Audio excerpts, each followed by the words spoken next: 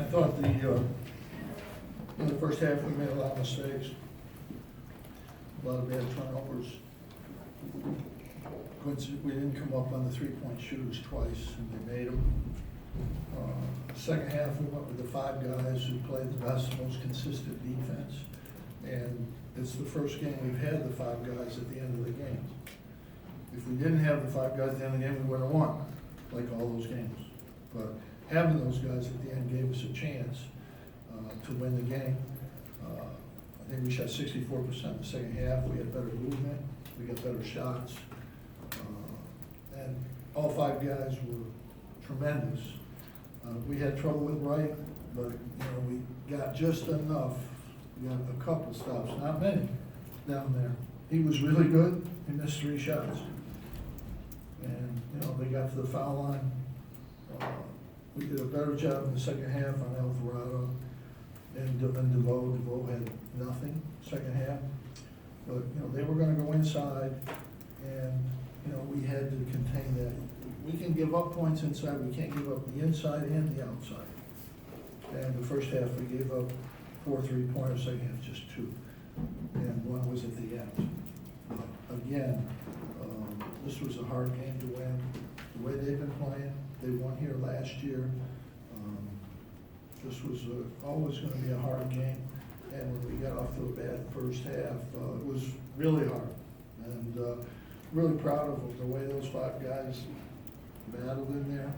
Boeheim, this is what Boeheim can do. He can do what he did today.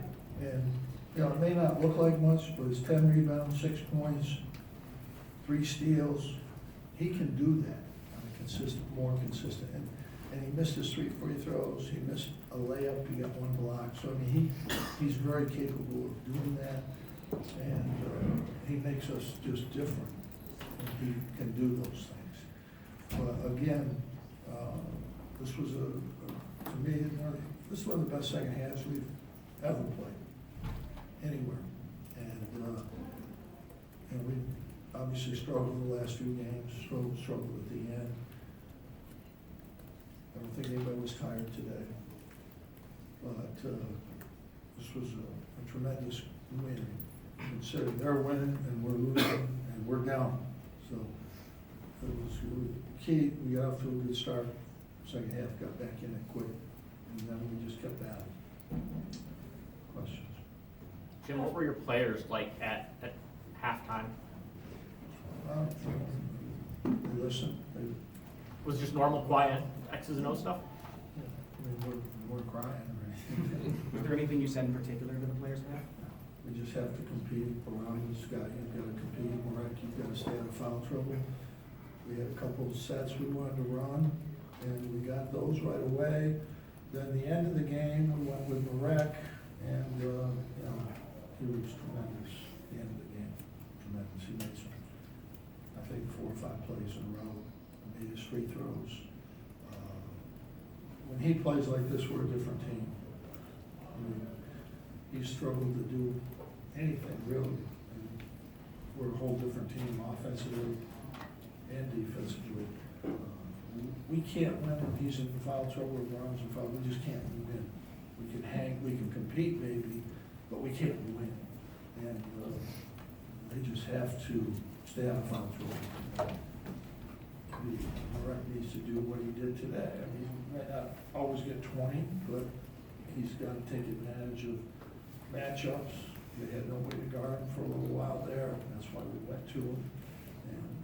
And I thought Buddy got much. They played him hard, just like everybody's going to play him all year. But he got in there and he made some things happen, which I thought was good. But it was. Joe's right there on the verge. I mean, he missed 2 or 3 layups, 2 or 3 shots he can make. He missed a couple of threes he can make. He's close. I mean, those guys are getting better. But the key is Marek and Boeheim have to be there. We don't have these freshmen are not ready in any way, shape, or form to be on the court. What made Marek such a good option there for you in the last few minutes of the game? They had a good matchup. He had a big guy who couldn't defend him, and then they did go with a smaller guy on him, but he had confidence going in, so we still went to him. He made big plays. So Banks fouling out kind of played into that, right? I think that helps, but, you know, Banks wasn't the problem, really. The problem was Wright. That was the problem. I think DeVoe and Alvarado getting in foul trouble helped a little bit. They weren't quite as aggressive, but, you know, they're physical, they reach the game, there's gonna be fouls in those situations.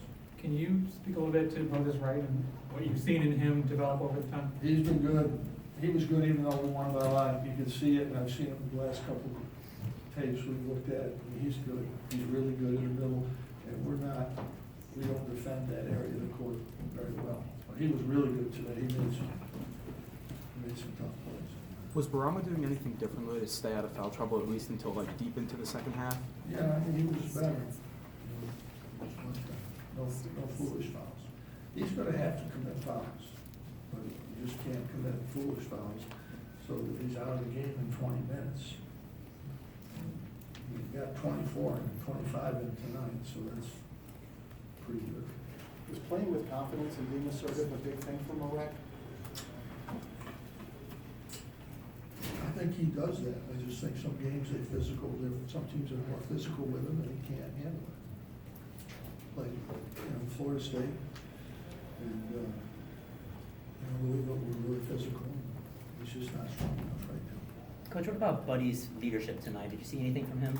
I think everybody's leading. We have a lot of guys that are trying to pull and do the right things, and, you know, Elijah's been really good, talking, but, you know, those guys, Buddy and Joe are playing against two really good players.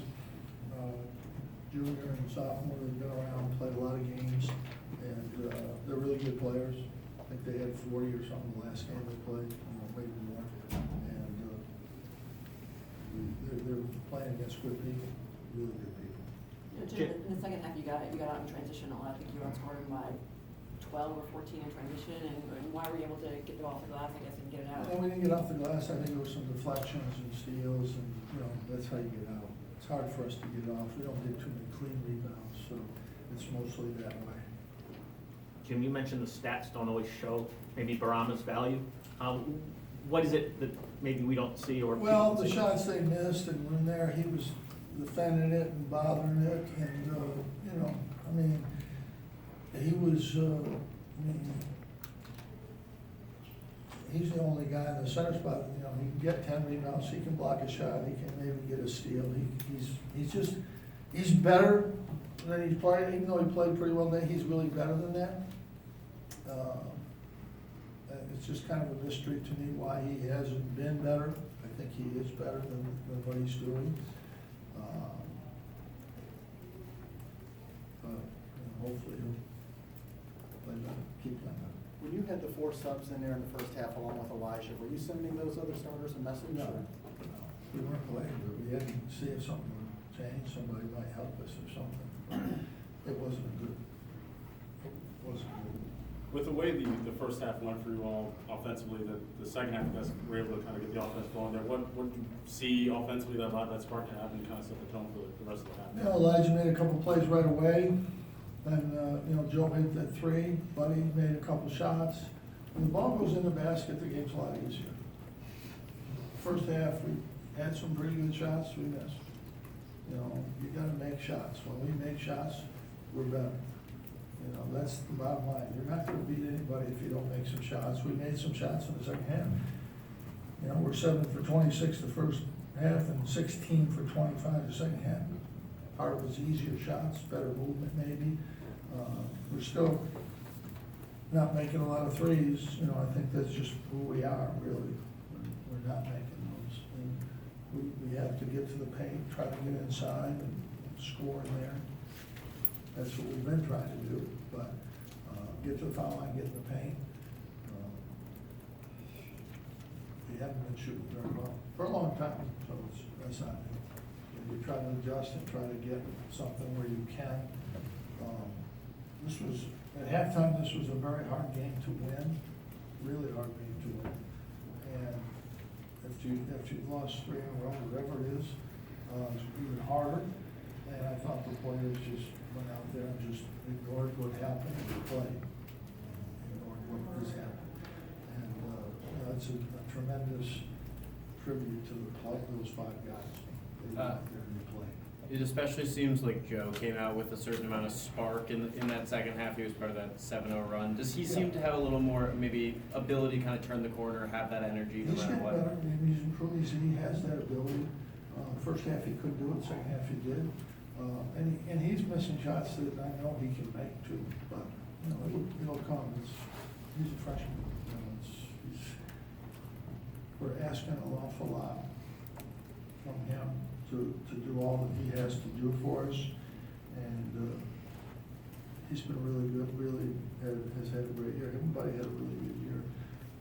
But we need Marek and Brown to play. That's what we want. Those guys are sitting on the bench. You know, we're talking about losing our fourth straight game. So they've got to stay in the game. And, you know, every game in this league is crazy. It's really hard.